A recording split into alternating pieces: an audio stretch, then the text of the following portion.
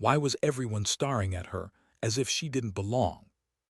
The fluorescent lights hummed overhead in the Army recruitment office, their cold buzz mixing with the smell of paper and ink. Sarah Chun pushed through the glass doors, her sneakers squeaking against polished linoleum. In her hand was something that felt far heavier than its size suggested, a purple heart medal.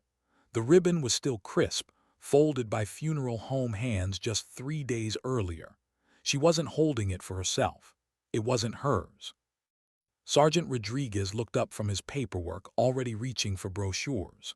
He saw her cardigan, her library name tag, her wire-rimmed glasses. A civilian, no doubt.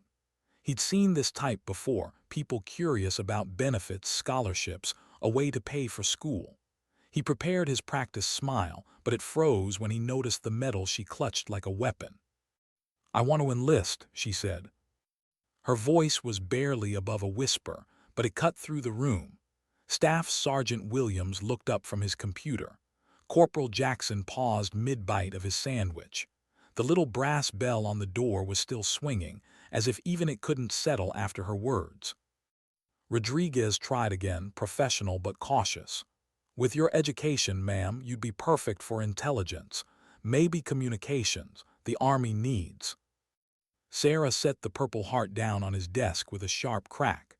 The metal spun once before settling, the ribbon spread across the dull gray surface.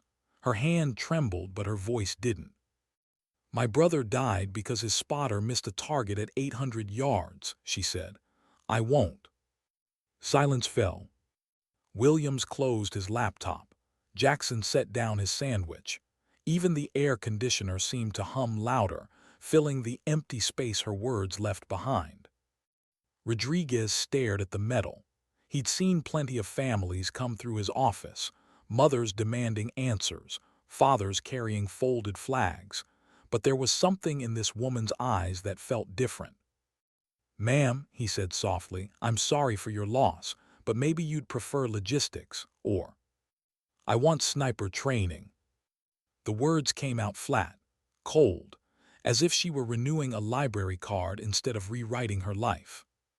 Jackson coughed to hide a laugh. Williams leaned back, skeptical. Rodriguez rubbed the bridge of his nose. "Miss Chun," he said carefully, reading her name tag, "sniper school is brutal, physically demanding. 85% of candidates fail.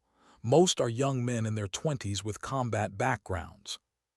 Sarah reached into her purse and slid a photograph beside the medal. In the picture, a young girl, 12 at most, held a rifle almost as tall as she was. Beside her stood an old Asian man in fatigues, his hand resting on her shoulder. "My grandfather taught me to shoot when I was 8, Sarah said, her voice steadier now. "By 12, I could hit a dime at 200 yards. By 16, shots he called impossible." She looked at them one by one. Her brown eyes, magnified slightly by her glasses, didn't waver. "Staff Sergeant David Chun, 2nd Battalion, 75th Ranger Regiment, my brother." Her tone dropped to a whisper. 3 weeks ago, he died in Afghanistan. His spotter missed a shot. I've made that same shot in worse conditions since I was 15. The office no longer felt like a recruitment station. It felt like a courtroom, her evidence laid bare on the table. The medal, the photograph, her grief. Rodriguez swallowed hard. Even if that's true, the physical requirements.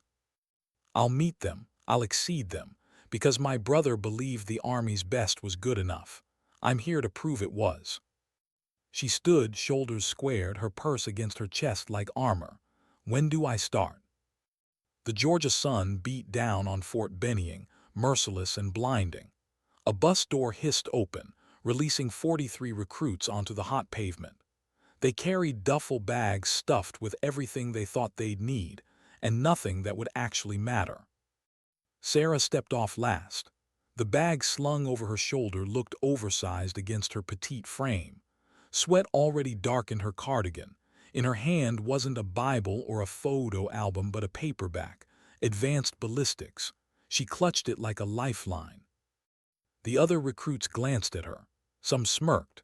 Farm boys with arms like tree trunks, athletes who looked like they belonged on football fields, kids from the city trying to act hard. They all saw the same thing when they looked at her: weakness. And then came Drill Sergeant Murphy. He strode out of the barracks like a storm. His boots hit the asphalt with authority, his voice carrying before his hat came into view. "Listen up, maggots. You are now property of the United States Army. We are going to turn you from soft civilians into hard soldiers." His gaze swept the line, then it stopped on Sarah. "Well, well, well, what do we have here?" Murphy stalked toward her, the shadow of his campaign hat swallowing her face. Did someone's little sister get lost on her way to summer camp? Snickers rippled through the formation. One recruit muttered a bet. $20 says she's crying by lunch. "Chun," Murphy barked, reading her name tape. "You the librarian who thinks she's going to be a sniper?" "Yes, Drill Sergeant." Her voice shook, but it didn't crack. Murphy circled her like a shark, his grin sharp. "You know what we call people like you? Dead weight. You're going to get real soldiers killed with your fantasy nonsense." "No, Drill Sergeant." "Drop and give me 50. She hit the ground, hands to the concrete. 1, 2. Her form was solid at first. 30 came with trembling arms. At 40, sweat ran down her forehead. At 47, her elbows buckled. "Pathetic," Murphy roared. "Can't even handle 50 push-ups. But you think you can handle a rifle in combat. You'll be gone by week's end, Chun, crying for mommy." She staggered to her feet, chest heaving. "I'll get stronger, Drill Sergeant." He sneered, "You'll get gone." The harassment didn't stop. Murphy made her his personal project. Extra PT, extra duties, extra humiliation. She carried the company guidon during runs, the heavy flag dragging her pace down as the others laughed. She ate alone, whispers surrounding her in the chow hall. "She thinks she's gonna be a sniper. My little sister could outshoot her." Political correctness gone too far. Private Williams, a broad-shouldered ex-football player, was the loudest critic. "People are gonna die because the Army's desperate to look inclusive." Sarah ate in silence, chewed each bite like she was memorizing it. And when the lights went out, she woke early, training in secret with her duffel bag as weights. Her body adapted quickly, but she hid the progress. The breaking point came 3 weeks in, rifle range. "All right, maggots," Murphy barked. "Time to see who can shoot and who's been lying about their qualifications." The recruits had spent a week with the M16A4. Most could hit at 100 yards. A few had talent. The betting pool had reached over $200, most of it stacked against Sarah. "Chun," Murphy's voice cracked across the line. "Front and center, let's get this embarrassment over with." Sarah stepped forward, rifle in hand. Staff Sergeant Torres, the range safety officer, watched her with curiosity. He'd seen the pool. He pitied her already. "Target distance, 300 yards, Torres said. 5 rounds, prone position, take your time." 300 yards. Her grandfather had made her start at 4. Sarah slid into position. The chatter faded. The weight of the rifle felt like an old friend. She controlled her breathing, her heartbeat. She squeezed the trigger. The shot rang out. Torres checked his scope. Dead center. "Good shot, Chun," he called, assuming it was luck. The second shot followed, same hole. Torres frowned, unusual.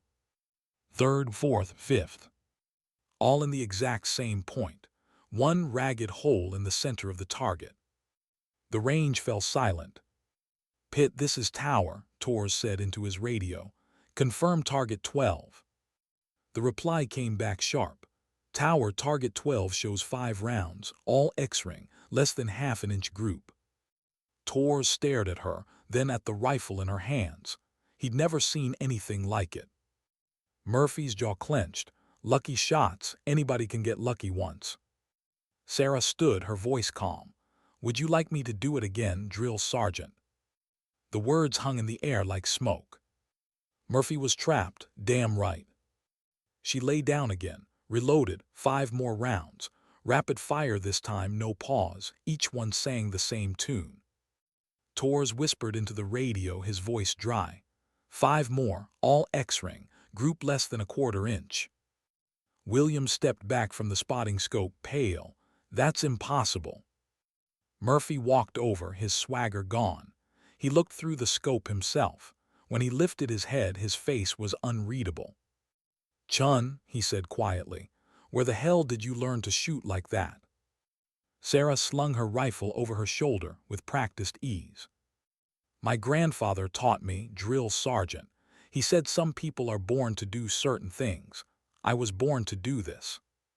The betting pool dissolved that afternoon.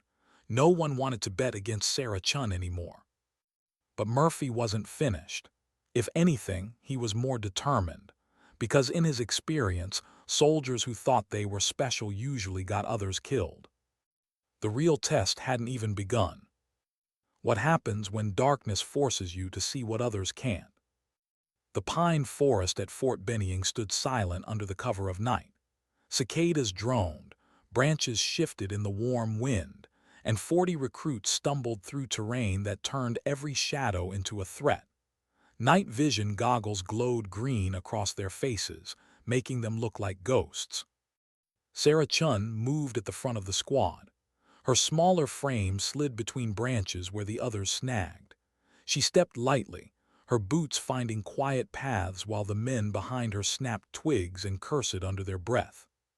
"Chun, slow down," hissed Martinez, the squad leader for the exercise.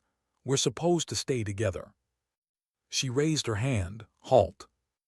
Nobody saw what she saw, but her grandfather had taught her to read the night differently, by its movements, its silences, the way the world shifted when something unnatural pressed against it. Through her goggles, she picked out a silhouette behind a fallen log 200 yards away, barely visible. Another shape crouched by a tree at 10 o'clock. And higher ground, almost invisible, something moved at 11:30.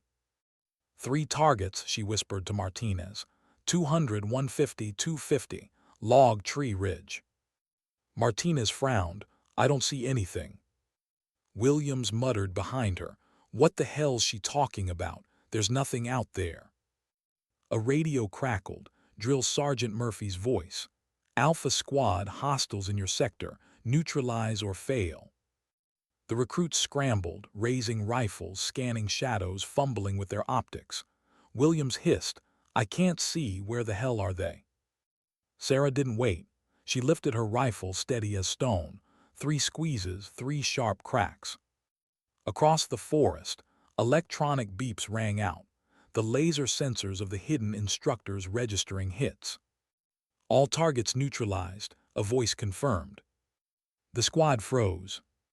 "How the hell did you see them?" Williams whispered, all cracking through his arrogance. The radio crackled again, Murphy's voice low and dangerous. "Chun, front and center now." 20 minutes later, she stood at attention in Murphy's office. Her night vision gear still hung awkwardly around her neck. He paced behind his desk, restless, like a predator deciding whether to attack or to think. Finally his voice came, quiet in a way that unsettled her. "Sit down, Chun." She didn't move. "I prefer to stand, Drill Sergeant." That wasn't a request. She sat. Murphy dropped a thick folder on the desk, her name scrawled across the tab. "I've been doing research," he said. "Turns out your grandfather was an interesting man, Korean War veteran, served with the 1st Marine Division at Chosin Reservoir." Sarah's expression didn't change, but her eyes tightened at the edges. Murphy leaned forward. "What's strange is that most of his record is blacked out, classified, the kind of classified that says someone doesn't just serve, they disappear." He slid a photograph across the desk. The same one Sarah had shown Rodriguez weeks ago, the little girl with the rifle beside an old man, but this copy was clearer, less faded. Behind them, faint in the background, were targets pockmarked with impossibly tight groups. "Where did you get that?" she asked, her voice low. "I have friends in interesting places," Murphy said. Friends who tell stories about a Marine sniper they called Ghost Walker, a man who made shots that defied physics, who could move through enemy territory like smoke. The air in the office seemed heavier. The hum of the air conditioning felt louder. What did he teach you, Chun? And why teach it to a little girl? Sarah looked at the photograph. For a moment, she wasn't in Murphy's office. She was 8 years old again, standing in Oregon woods, the rifle trembling in her tiny arms. "Breathe, little ghost," her grandfather whispered, his hands guiding hers. "The rifle is not a weapon.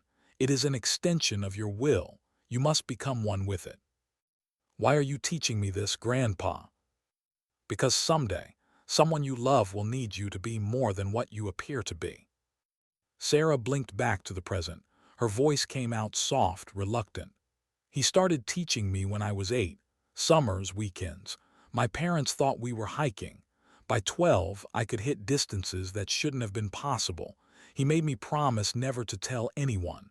He said the world wasn't ready for what I could do." Her eyes hardened. "Now my brother is dead because someone else couldn't make a shot I'd been making since I was 15. Murphy sat back, studying her. He'd broken recruits before. He'd crushed arrogance, stripped illusions, exposed weakness. But Sarah Chun wasn't arrogance. She wasn't bravado. She was something else. "Show me," he said suddenly. Sarah frowned. "Drill sergeant." "Tomorrow night, just you and me. I want to see what your grandfather really taught you." The next evening, Murphy led her to a remote range. No other recruits, no witnesses, just the two of them, the humid Georgia air, and a line of steel targets hidden across rolling terrain, some visible, some buried behind logs, rocks, shadows. The farthest was 800 yards, barely visible even through binoculars. Murphy handed her a standard M24 sniper rifle. No night vision, no gadgets, just you, the rifle, and whatever magic your grandfather filled your head with. Sarah accepted it, the weight familiar. This felt closer to the rifles she'd grown up with, precision, not volume. She studied the field, the way the grass bent in the breeze, the way heat shimmered off patches of dirt. The faint hum of cicadas told her temperature, humidity.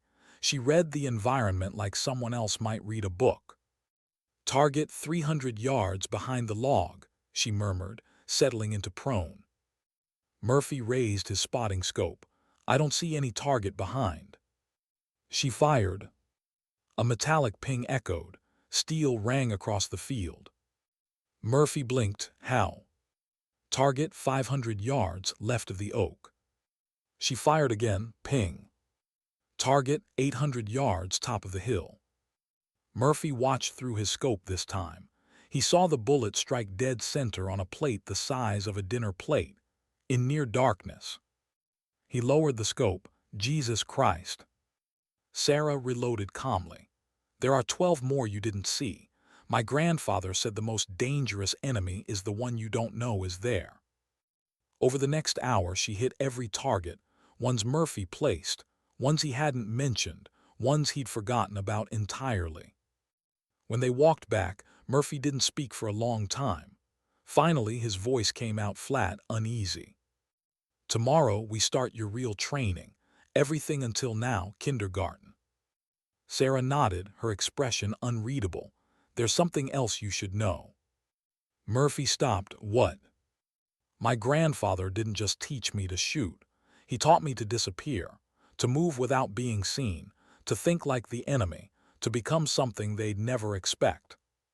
She looked up at him, eyes catching the faint glow of the barracks lights in the distance. "He called me his little ghost, and ghosts, drill sergeant, are very hard to kill." For the first time in years, Murphy felt a chill run down his spine. It wasn't the night air. It was the realization that this quiet, stubborn librarian wasn't just another recruit. She was something else, something the Army had never trained for. And tomorrow, he would find out exactly what that meant. What happens when you're told you don't belong, and then prove you do. The letter arrived on a Tuesday morning. Official seal, heavy paper. words that made Sarah read it twice before her hand stopped trembling. Scout Sniper School, Quantico, report date 600 hours Monday. At the bottom, in firm pen strokes, recommended by D.S. Murphy, do not disappoint us. Her breath caught. Scout Sniper School wasn't just elite, it was legend. The failure rate catastrophic. Of 24 candidates, maybe 3 or 4 would graduate. She folded the letter carefully, slid it back into its envelope, and whispered into the empty barracks, "Grandpa, you said the hardest tests reveal who we are. I guess this is mine." The bus ride to Quantico felt like entering another world. 23 Marines sat around her, all men, all hardened by combat. Their uniforms crisp, their stares sharp. Some cracked jokes disguising nerves. Others sat stone-faced, their eyes calculating. Sarah sat quietly among them, the only civilian-born, the only woman, her small frame swallowed by her rucksack. Lance Corporal Thompson sneered in her direction. "Look at that. They're scraping the bottom of the barrel now." Rodriguez, different Rodriguez, a staff sergeant with 3 tour behind him, glanced at her but said nothing. He carried himself like someone who didn't waste words. The bus doors opened. Waiting for them was Gunnery Sergeant Blake. His stare cut like steel. His reputation preceded him. 40 confirmed kills, the longest shot in Marine Corps history. He paced in front of them like a man testing the ground before war. "Welcome to Scout Sniper School," he thundered, "where we separate hunters from the hunted. Most of you will not last 2 weeks. Some of you shouldn't even be here." His gaze swept the line, then stopped on Sarah. He didn't speak her name, but she felt the weight of his silence. "This course will break your bodies, your minds, and your confidence. And if it does, then maybe, just maybe, you'll earn the Cross Rifles." The first week was designed to crush them. 20-hour days of PT, classroom lectures, field exercises, 10-mile ruck marches with 60-pound packs, hills that swallowed their lungs whole. Sarah's small frame worked against her. Her legs burned, her shoulders screamed. "Chun's holding us back again," Thompson muttered during one march. "This is why women don't belong here." But Sarah remembered her grandfather's voice. "Pain is temporary, little ghost. Quitting is permanent." She didn't fight the weight with brute strength. She endured, step by step, breath by breath. Where others collapsed, she adapted. The classroom became her battlefield. Ballistics, windage, angles, numbers that twisted the others' tongues came easily to her. Equations weren't theory. They were memories of long afternoons in Oregon woods, her grandfather whispering physics while she studied grass blades and tree sway.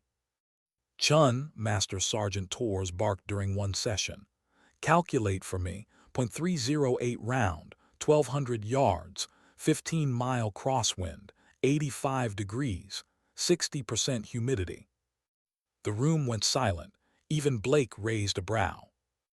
Sarah closed her eyes, listening to her heartbeat like a metronome. Then she spoke. "Elevation adjustment 32.5 moa up. Windage 4.2 right. Time of flight 1.6 seconds. Torres checked his computer. "Exact." He leaned back, almost smiling. "Where the hell did you learn that?" Sarah didn't answer, but she felt her grandfather's shadow behind her, steadying her hand. By the end of week 2, 8 candidates had quit. 16 remained. Their bodies bruised, their minds stretched thin. And ahead of them loomed the school's most infamous challenge, the final shooting test. 5 targets, 5 distances, 5 conditions designed to strip away everything except truth. The first 300 yards, easy. The second 600, half hidden by brush, wind shifting at 10 miles per hour. The third 900, moving target. The fourth 1200, steep uphill angle. The fifth, the one whispered about in halls, 1,500 yards, nearly a mile. Small, obscured, brutal wind. In 15 years, only 12 Marines had ever hit it. Rodriguez went first, solid on the first 4, missed the 5th by inches. Jackson followed, missed the fourth.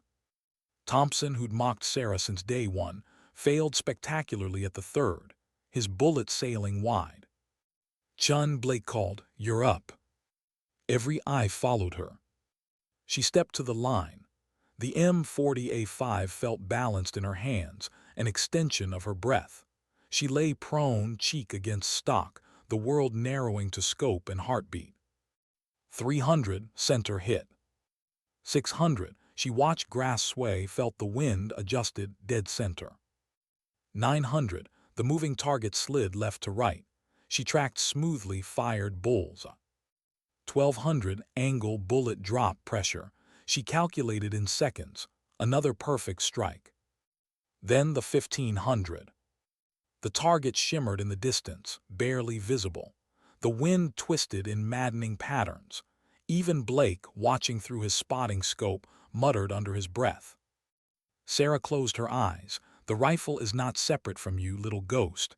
You are the bullet. Feel where it needs to go. She exhaled, squeezed. The rifle barked.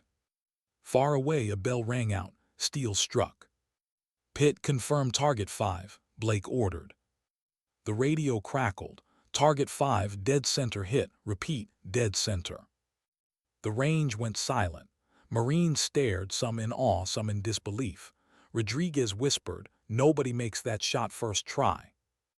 Blake lowered his scope slowly. He studied Sarah, who calmly cleared her rifle like nothing unusual had happened.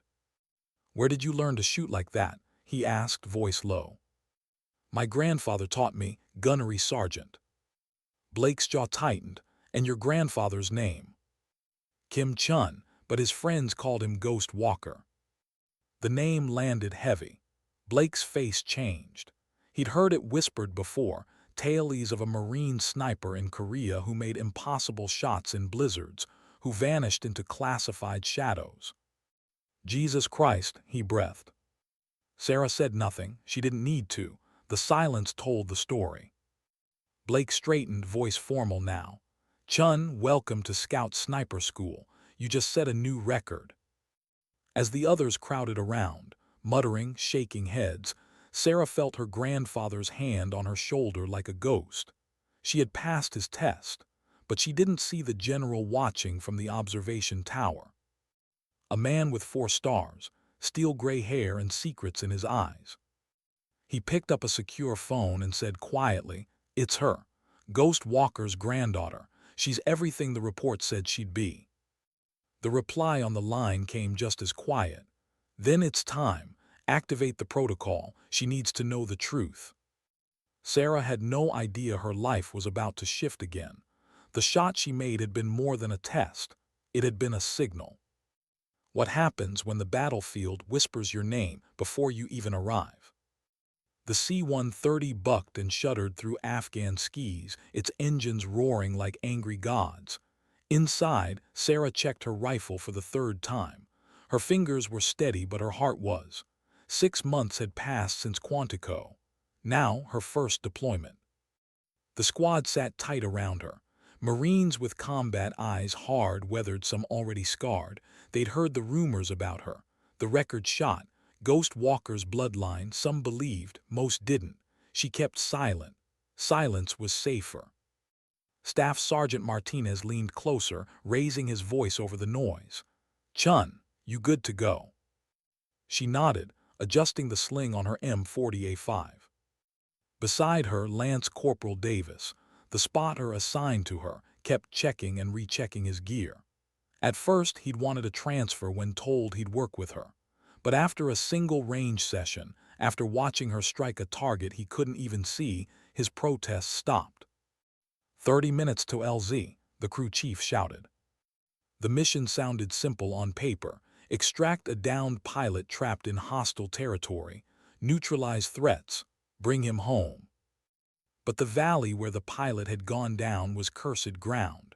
Controlled by a sniper the locals whispered about like a ghost story. The ghost of Helmand. 17 coalition dead in 12 months, shots from nowhere. Vanishings before air support could respond. Intelligence guessed he was Soviet-trained. Chechen maybe, Definitely professional, definitely lethal. Martinez briefed them again, voice sharp and tight. Pilot's alive but injured. Holed up in a compound 2 clicks from crash site. Problem is, our ghost has the area locked down. 3 rescue attempts. 2 KIA, 4 wounded. We're not failing this time. He turned to Sarah.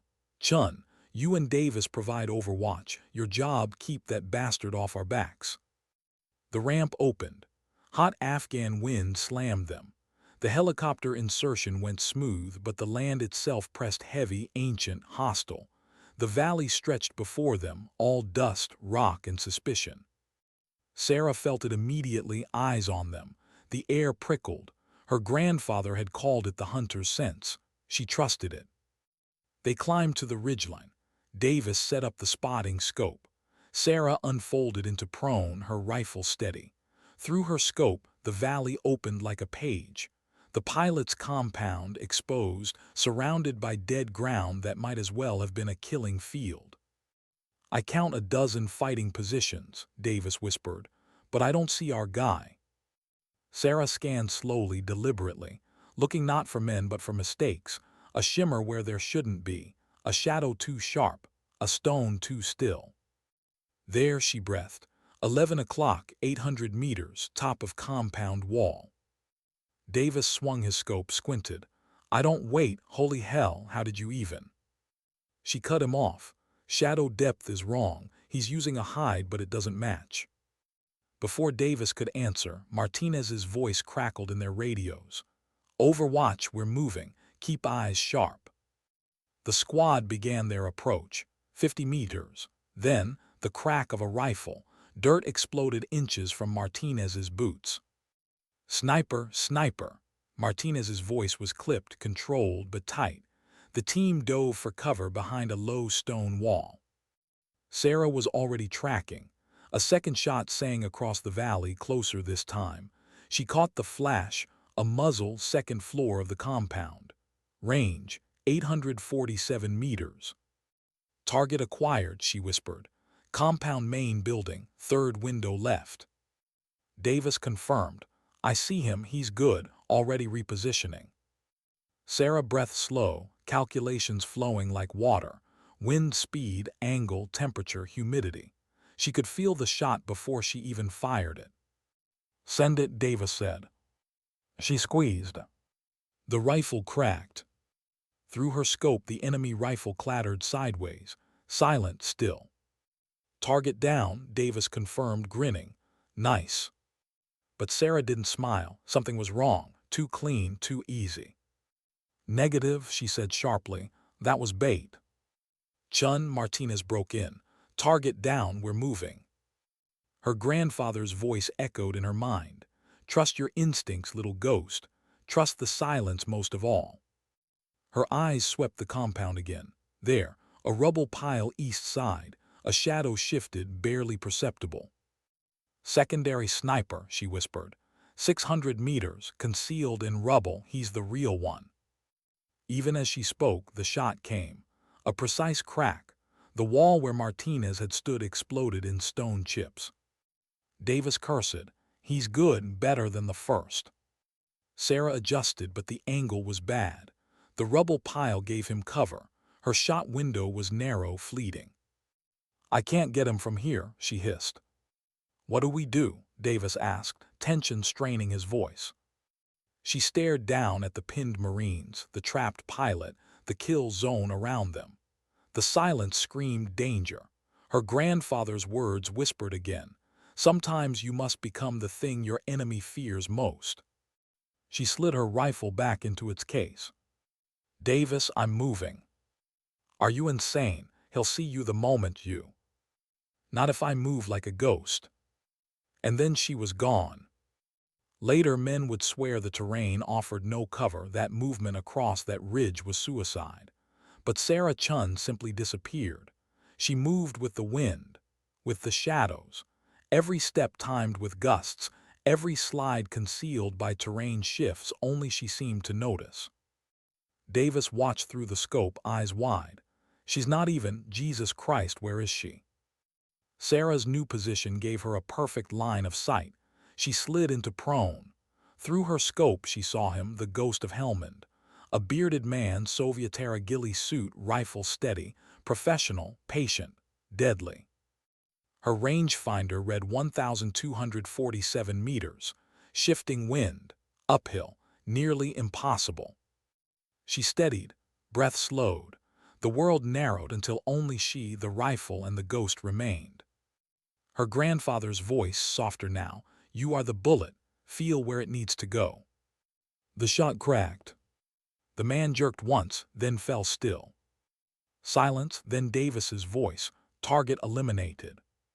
Sarah didn't answer. She was already scanning, already waiting for the next shadow. Below, the squad moved again. The pilot was pulled from the compound, his face pale but alive. The extraction was clean. No more shots came. But Sarah knew this wasn't victory, not really. This was an announcement. She had revealed herself. As the helicopters lifted them from the valley, the Marines cheered. Martinez clapped her shoulder. "Hell of a shot, Chun. Saved our asses." She gave the smallest nod, but inside unease coiled. That man had been more than just another sniper. He'd been waiting, testing, and somewhere unseen, someone else had been watching. In a secure facility half a world away, a general set down a classified report and smiled for the first time in months. "She's ready," he said quietly. "It's time to bring her home." Sarah stared out the helicopter window, the Afghan mountains stretching endless below. She thought of her brother, of her grandfather, of the silence after her shot. She didn't know it yet, but this was only the beginning. What happens when victory feels more like exposure than triumph? 2 weeks after the Helmand mission, Sarah stood in dress blues inside the auditorium at Quantico. Rows of brass lined the stage. The air smelled of polish, starch, and ceremony. Marines filled the hall, their chatter a low rumble until the announcer's voice called silence. "Staff Sergeant Sarah Chun, step forward." The room hushed. She walked steady, her medals clinking softly. Martinez was there too, grinning like a proud brother.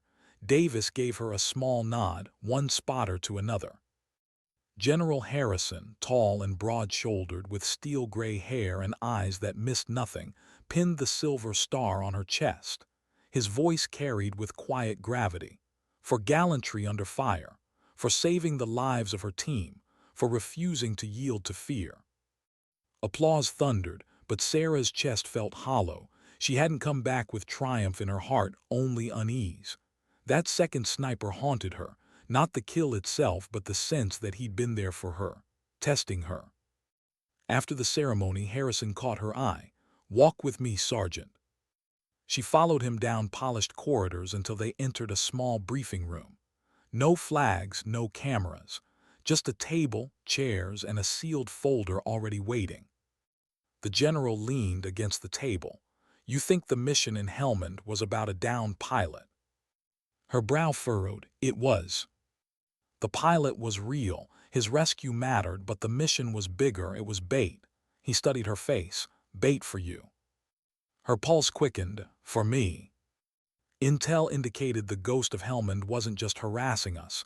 He was searching, watching, waiting for one thing. Harrison tapped the folder. "You." Sarah's mouth went dry. "Your grandfather," Harrison said quietly, "wasn't just a Marine.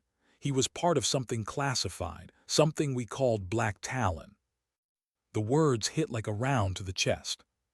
Her grandfather had never spoken the phrase.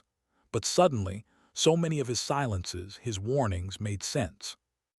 Black Talon, Harrison continued, was an experimental sniper and reconnaissance program, extreme range shooting, psychological warfare, disappearing into enemy lines without trace. Men who weren't just soldiers, they were ghosts. Your grandfather was one of the originals. He carried the codename Ghost Walker. Sarah's hands tightened at her sides. "And you think I inherited this?" "I don't think," Harrison said.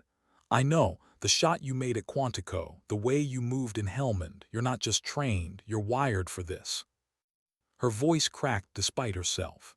"My brother's dead, And you're telling me all this time Grandpa was part of some shadow war I never knew about. Harrison's expression softened just slightly. I'm telling you that you carry his legacy, and legacy is both a gift and a burden. He slid the folder across the table. Inside is a choice, a mission, a team, and a truth that will follow you no matter where you go. If you accept, you'll go deeper than the Marine Corps ever writes down. If you refuse, you go back to your unit and this conversation never happened. Sarah stared at the folder. Her heart pounded with conflict, duty, fear, pride, grief. She thought of her brother, who'd never gotten the chance to choose. She thought of her grandfather, whose ghost seemed to whisper in every silence. Finally, she said softly, "What happens if I open it?" Harrison's eyes locked on hers. "Then you stop being just a soldier, and you become what the world fears in shadows, Black Talon." The room fell silent, heavy with choice. Sarah's hand hovered over the folder. Her grandfather's voice came back to her, clear as ever. "Someday, little ghost, you'll be asked to walk a path that cannot be undone. And when that day comes, you'll know." Her fingers closed around the folder. She pulled it closer and opened it. What happens when your first step into the shadows feels like crossing a line you can never return from? The folder was heavier than paper had any right to be. Inside, Sarah found photographs, grainy aerials of mountains somewhere between Afghanistan and Pakistan, faces of men circled in red, reports stamped classified in bold letters. At the back, one page carried only 4 words: Black Talon Operational Directive. General Harrison's voice was calm but edged with steel. "This is not conventional warfare. These are not missions the Corps will ever admit exist. Once you cross this threshold, you do so knowing you'll be invisible, and if you fall, you will fall alone." Sarah read in silence. Targets tied to funding pipelines, weapons caches, ghost networks that kept wars alive long after soldiers left the field. Her chest tightened. "Why me?" "Because you don't just shoot Chun," Harrison said. "You see, you read the silence, and because you carry his blood." She closed the folder, eyes steady. "When do we leave?" Harrison nodded once. "Tonight." The Black Talon team was nothing like her Marine unit. They weren't brothers-in-arms forged by boot camp or barracks life. They were specialists. A medic with scars across his neck who said little. A comms officer whose hands shook when idle but stilled when wiring signals. A demolition expert who hummed old country songs as he prepped charges. And her spotter still Davis. He'd been pulled in after vouching for her. When he saw her in the hangar, his face lit with both relief and dread. "Guess we're ghosts now, huh?" The mission brief was stripped to the bone. A high-value courier was crossing through the Shamal Highlands under heavy guard. Taking him alive would cripple a supply chain feeding half a dozen insurgent groups. "Simple in theory," the medic said dryly. "Impossible in practice." Sarah studied the map, the contour lines, the wind patterns. She didn't hear impossible. She only saw ranges, angles, windows. That night the team, inserted by blacked-out helicopter, dropped on barren ridges that cut sharp against a cold moon. The air was thinner here, the stars cruelly close. They moved low, quiet, like shadows given purpose. Every step pressed Sarah deeper into a world where names didn't matter, only results. Hours passed. Dawn bled pale across jagged peaks. Through her scope she caught the convoy at last. 6 vehicles, armed guards, and 1 central truck sealed tight. The courier. "Window will be less than 5 minutes, Davis whispered. She settled into prone, the earth cold beneath her. The convoy slowed at a choke point, a mountain bend boxed by cliffs, the perfect kill box. Her breath slowed. One by one she marked targets: guard on the ridge, gunner in the truck bed, driver, and then the courier, visible for a fleeting moment as he leaned out to give orders. "Target acquired," she whispered. The rifle cracked, the driver slumped, panic surged in the convoy, bullets sprayed upward toward the cliffs. Move, move. Martinez's replacement, now team lead, barked over comms. Explosions shook the air as the demolitions man triggered charges, blocking the road behind them. Chaos exploded below, but Sarah remained still, her rifle calm, every shot deliberate. Through the haze, the courier scrambled, dragged toward cover by guards. Sarah adjusted, calculated the angle. She couldn't kill him, not yet. The mission was to take him alive. She fired not at him but at the stone inches from his head. Chips exploded. He froze, terror pinning him more than any bullet could. The team swept in, fast and surgical. Davis's voice echoed in her ear, courier secured. But Sarah didn't relax. Her scope scanned higher ground. The silence felt wrong again, heavy, waiting. Then she saw it, a shimmer, a muzzle, an echo of herself on another ridge. Another sniper. She shifted instantly, but the shot rang out first.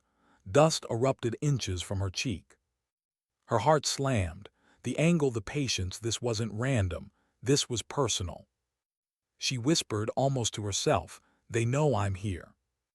The team extracted under fire, the courier bound, blindfolded and silent. The Black Talon helicopter lifted them out as the ridge below burned. Back at base, Harrison waited. He studied her face. First mission, first success, and first shadow. Sarah's jaw tightened. There was another sniper. He wasn't after the team, he was after me. Harrison's silence said more than words. She pressed on, "Who is he?" Finally Harrison exhaled. "Some ghosts don't belong to us, Chun. Some belong to the other side. And once you step into this world, they all see you." Sarah didn't reply. She just felt the weight of the rifle in her hands. For the first time, she wondered if she was hunting, or if she was the one being hunted. What happens when the hunter realizes she's being hunted in return? 2 weeks after the Shamal operation, Sarah sat alone in a safe house outside Kabul. The walls hummed with the weight of secrets. Maps rolled against the floor, radio chatter in coded bursts, dossiers spread across a battered table.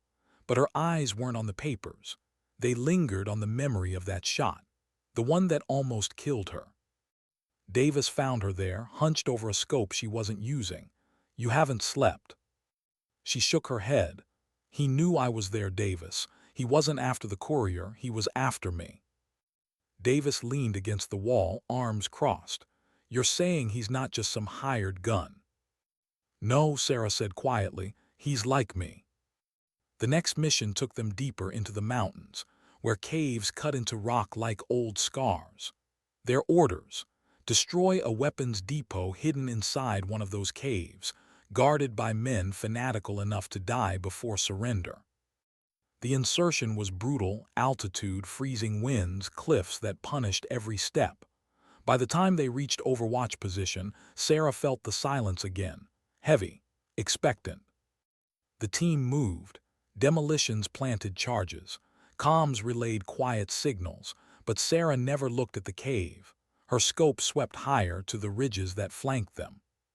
Her breath caught, there, a glint of glass just for a second.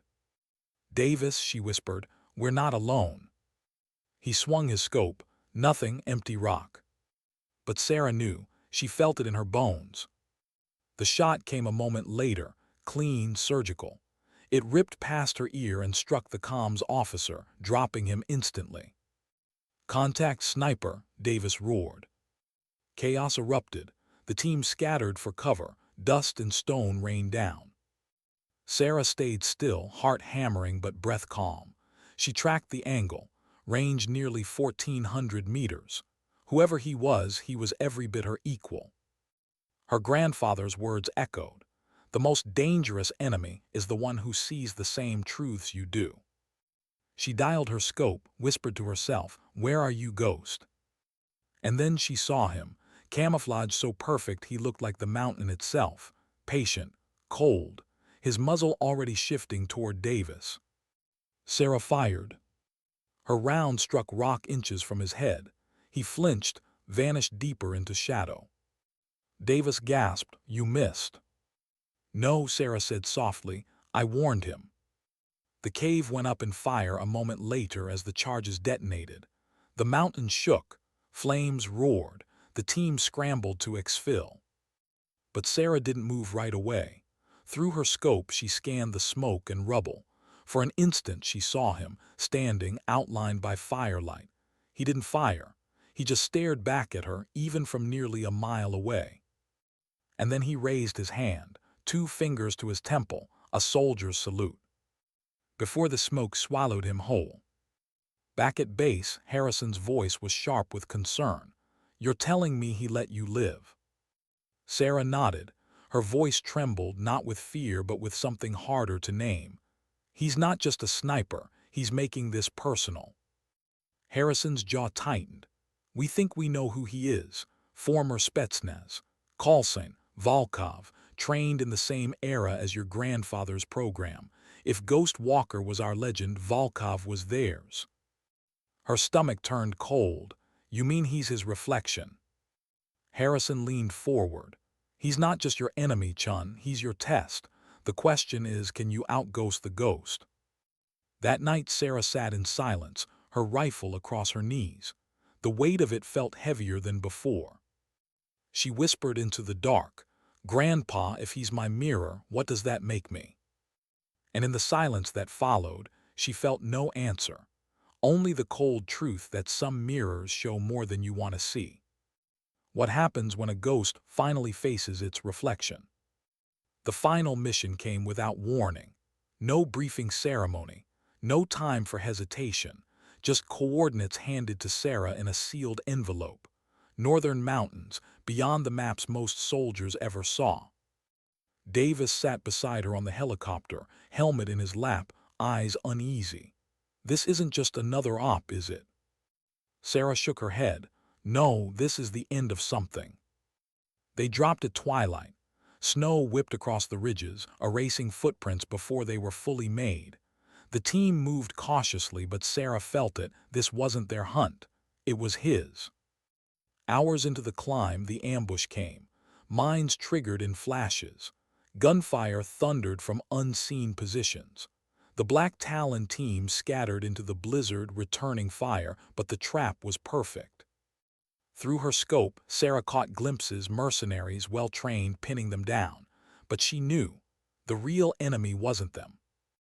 "Davis," she said quietly into comms, "he's here." The reply came after a long pause. "I know." The fight bled across the mountain. Explosions tore ice from cliffs. Marines cried out in the storm. Sarah moved like a phantom, firing, shifting, vanishing. But every time she struck, a counterstrike snapped back, bullets too precise, too familiar. It was Volkov, shadow against shadow. Every angle she took, he mirrored. Every silence she read, he was already waiting. Finally, the storm broke just enough for her to see him. Half a mile away, prone in the snow, his rifle steady. Their scopes locked. Time slowed. Her heartbeat thundered in her ears. Breath fogged inside her mask. She thought of her brother, of her grandfather, of Harrison's words, "Outghost the ghost." Volkov tilted his head, the faintest gesture of recognition. His lips moved, though she couldn't hear him. "We are the same." Sarah exhaled. 2 rifles cracked at once. Snow exploded around her cheek. The round grazed past her, close enough to burn. But her bullet struck true. Volkov jerked, rolled, then lay still against the endless white. Silence fell, heavy, final. They found his rifle first. A Soviet Dragunov, worn but perfect, every scratch telling stories. Beside it, a small photograph. A young man in uniform standing beside comrades long dead. Volkov had been more than her enemy. He had been someone's grandson, someone's ghost. Sarah stared at the photo for a long time before tucking it into his vest. Even shadows deserve to rest. The team exfiltrated in silence. Snow erased the battlefield as though it had never been. Back at base, Harrison met her in the debrief room. "Volkov." She nodded once, "Gone." His eyes lingered on her. "And you, still whole?" She didn't answer. She couldn't, because the truth was complicated.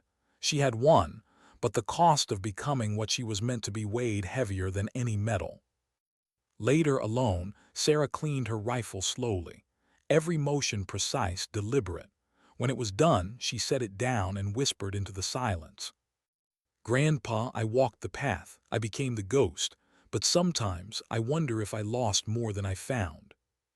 The wind outside rattled the window like a whisper, or maybe just memory. The narrator's voice falls quiet. Sometimes dignity doesn't speak. It doesn't boast. It doesn't even survive untouched. Sometimes dignity simply acts. And in the silence that follows, it becomes the only thing the world remembers.